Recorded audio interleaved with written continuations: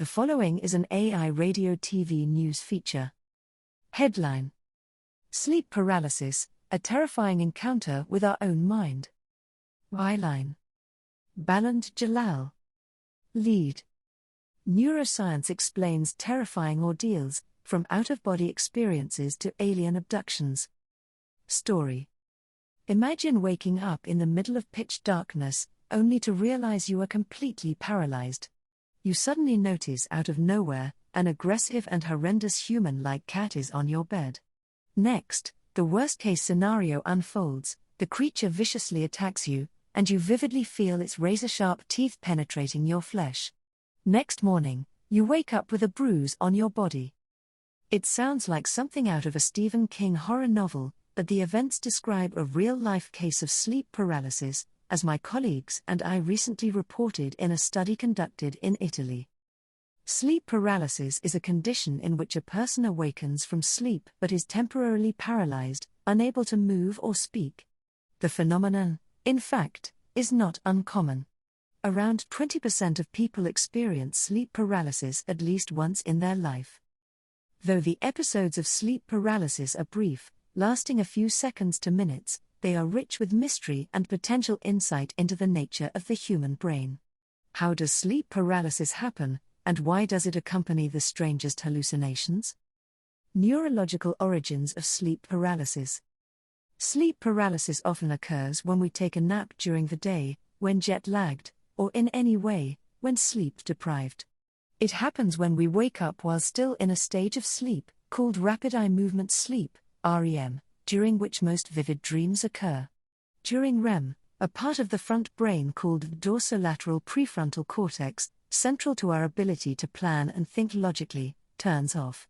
This explains why our dreams during REM seem so real, and why the fabric of reality is so out of control when we dream, with warped landscapes and abruptly changing times, places, and people. The Hollywood blockbuster Inception brilliantly captures the surreal flavor of dreams. To prevent us from acting out such intensely real dreams during REM and potentially hurting ourselves, our brain has a brilliant solution: it makes our bodies temporarily paralyzed. REM is also the stage that most resembles wakefulness. Our blood pressure and heartbeat increase, and our breathing quickens. Even brain waves speed up, becoming virtually indistinguishable from wakefulness. Sometimes, however, we actually do wake up while still in REM sleep. In a sense, we have a switch in the brain that tilts us between REM and wakefulness. And all it takes is a few neurochemicals to leave us stuck in this borderline state between parallel realities, sleep and wakefulness. As if being paralyzed and unable to speak when waking up isn't chilling enough, occasionally, the vivid and sometimes threatening dreaming of REM can spill over into conscious awakening. This state, in medical jargon referred to as sleep paralysis accompanied by hypnopompic hallucinations, can best be described as a dream, or worse yet, a nightmare coming alive before our eyes. Becoming a ghost. Sleep paralysis can sometimes cause eerie sensations of floating outside one's body or looking down upon oneself from the bedroom ceiling. In certain cultures, such out-of-body experiences are attributed to the soul, a type of astral travel, where the spiritual self projects itself into an alternative realm of existence. But out-of-body experiences originate in the brain. In fact, they can reliably be produced in the laboratory. We simply have to disrupt the activity of a brain region called the temporoparietal junction. This region helps us build a body image in the parietal lobes, the top middle part of the brain, or a type of neural representation of the self, based on the inputs it receives from the senses. The temporoparietal junction, which is also critical for our ability to distinguish between self and other, is normally turned off during REM sleep. This is why there is a loosening of the sense of self when we dream. We sometimes see ourselves from a third-person perspective, and other times the self occupies another person's body. It is thought that similar disturbances in the temporoparietal junction can occur during sleep paralysis.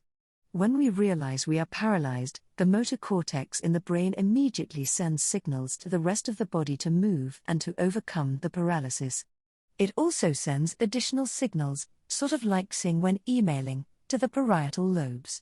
Normally, There is feedback from the limbs telling the brain how to build our body image, but not during sleep paralysis. The confusing signals received by the brain can influence how the brain builds our sense of self, and the result is all kinds of bizarre bodily hallucinations, such as out-of-body experiences or seeing one's limbs or entire body rotate in the air like a tornado or sink deep into the bed, as if drowning in quicksand. Seeing a ghost. Perhaps more distressing than becoming a ghost is seeing one. Sleep paralysis is arguably most infamous for the sinister, shadowy bedroom intruder that sometimes attacks the sleeper. The creature is usually lurking in the distant dark, slowly approaching in on its victim. From here, all kinds of ominous things can happen, as far as the imagination can stretch. Commonly, the intruder chokes and suffocates the person by crushing his chest or pressing on his neck, and occasionally, the creature brutally rapes the paralyzed sleeper. The figure often appears simply as a dark shadow, similar to the human size and shape. But it can also include detailed features, say, a scary demonic face with animal characteristics, like sharp teeth and cat eyes. This figure goes by different names around the world. My colleague Devon Hinton of Harvard Medical School and I found that in Egypt, the creature is thought to be a jinn, an evil genie, a spirit-like entity that may hunt down, terrorize, and even kill its victims. In another study, we've discovered that among some Italians, it is believed to be a malevolent witch or a terrifying human-like cat, known locally as the pandafesh. Some space alien abduction cases also fit the sleep paralysis scenario. The person is laying in his bed paralyzed, suddenly the alien appears and begins to experiment on the sleeper's sexual organs, collecting eggs and semen. A disturbance in the brain's body map. UC San Diego neuroscientist versus Ramachandran and I recently proposed a neurological explanation for why we see this shadowy creature during sleep paralysis.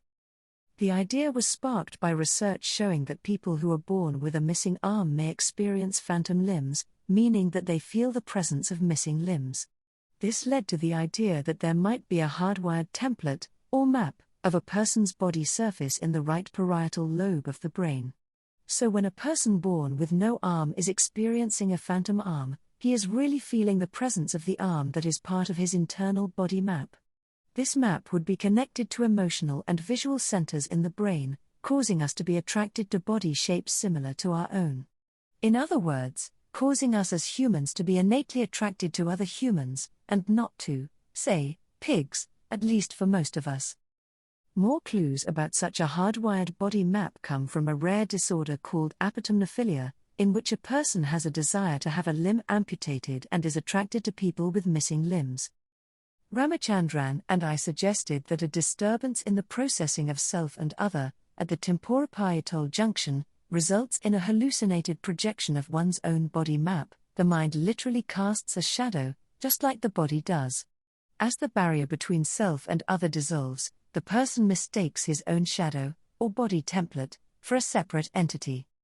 Compare this to an out-of-body experience. Here your sense of self is shifted and you identify with your ghostly self, not your bodily self. When you see a ghost, on the other hand, your vantage point doesn't get shifted, and you identify with your bodily self, instead of your ghostly self, and with the threat detection system of the brain on high alert, also known as threat hypervigilance, we are even more likely to interpret the human-like shadow as an evil, other entity. Moreover, our brain regards it as highly improbable that chest pressure, sensations of suffocation, rapid breathing, which are caused by REM physiology, and, on top of everything, seeing a human-like shadow, occur by random chance. When REM dreaming becomes activated as well, the shadowy figure can take on all kinds of sophisticated shapes and dimensions, and the entire plot thickens. At this point, memory and the narrative abilities of other brain regions play a role in the evolving hallucination. While our neurological explanation for the shadowy figure has yet to be proven, it fits well with previous observations. It has been shown that occasionally when the temporoparietal junction is disrupted using an electric current, instead of having an out-of-body experience, the person senses the presence of a shadowy figure. This figure is perceived to stand behind the person and to mimic his posture, even though the person is aware that the postural features of the shadowy figure are similar to his. he still regards it as a separate person. Based on this, the scientists who conducted the study concluded that they had created a ghost-like double. Fear feeds terrifying sleep paralysis. In the 1986 Stephen King horror novelette, the clown-like killer exploits the fears of its victims to hunt down its prey, young children who fear monsters. Although fictional, literature is sometimes closer to science than one would think. Our own research suggests that one's beliefs about sleep paralysis can profoundly shape the experience. In one study, Devon Hinton and I found that in Denmark, people regard their sleep paralysis as something trivial caused by the brain. In sharp contrast, we found Egyptians often hold very specific cultural and supernatural beliefs about theirs.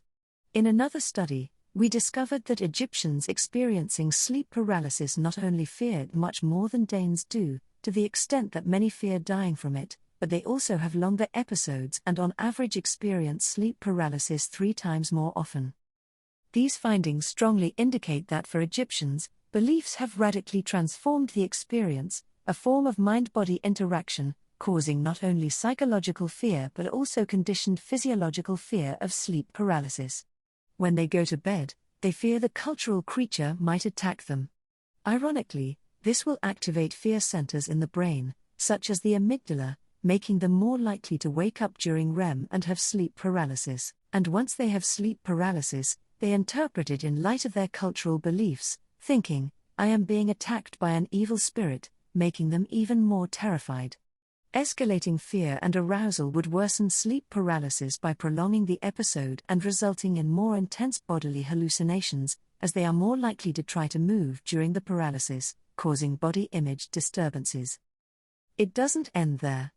Now, they notice that they are experiencing sleep paralysis more often and that episodes are longer and more horrifying. They become convinced that they are targeted, perhaps even possessed, by a supernatural creature. This, in turn, makes them even more afraid, and the vicious cycle continues to feed on itself.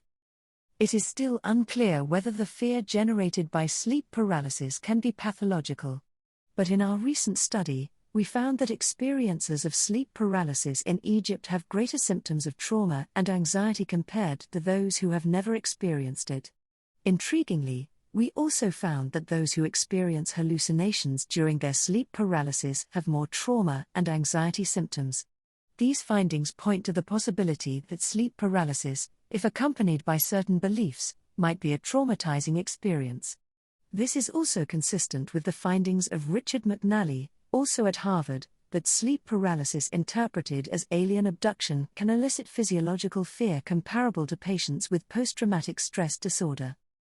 Control Your Dreams, A Cure for Sleep Paralysis? In the 1984 horror movie A Nightmare on Elm Street, the ghost Freddy Krueger ferociously terrorizes and kills young teenagers during their nightmares. But the protagonist Nancy is finally able to make Krueger vanish from her nightmares. She follows the advice of her friend Glenn, played by a young Johnny Depp, who insists that if you turn your back on the monster, you take away its energy and it disappears. Indeed, dispelling the fear surrounding sleep paralysis is an important means to help people cope with their experience and, crucially, to prevent escalating fear cycles that can lead to worse and more frequent episodes. One way to do this is to disseminate scientific knowledge about the experience. This often works. People are genuinely relieved to hear that they aren't crazy, that they aren't the only ones experiencing it, and that the phenomena seem to originate in the brain. A more radical approach to overcome the fear of sleep paralysis is by literally turning your back on the terrifying monster, by sliding into a lucid dream, that is, a dream in which you are aware that you are dreaming. It is not surprising that sleep paralysis can be a gateway to lucid dreaming. Both sleep paralysis and lucid dreaming are consciousness states that lie between REM and wakening. The former is dreaming while awake, the latter, being awake while dreaming. Neural circuitry associated with wakefulness is more likely to become activated during sleep paralysis, such as the dorsolateral prefrontal cortex that helps us organize our logical thoughts when awake, and which is normally turned off during REM. When the dorsolateral prefrontal cortex becomes active during sleep, we enter a type of hybrid consciousness that combines the surrealness of dreams and the rationality of wakefulness.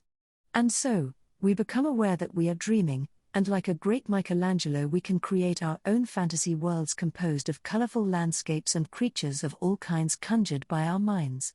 Being able to manipulate the content of one's sleep paralysis hallucinations and REM dream imagery could give the experiencer a sense of control over the situation and might therefore be therapeutic.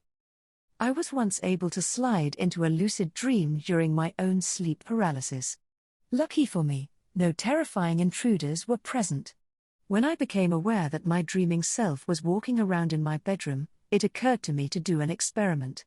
I found a piece of scrap paper on the floor and put it in my pocket.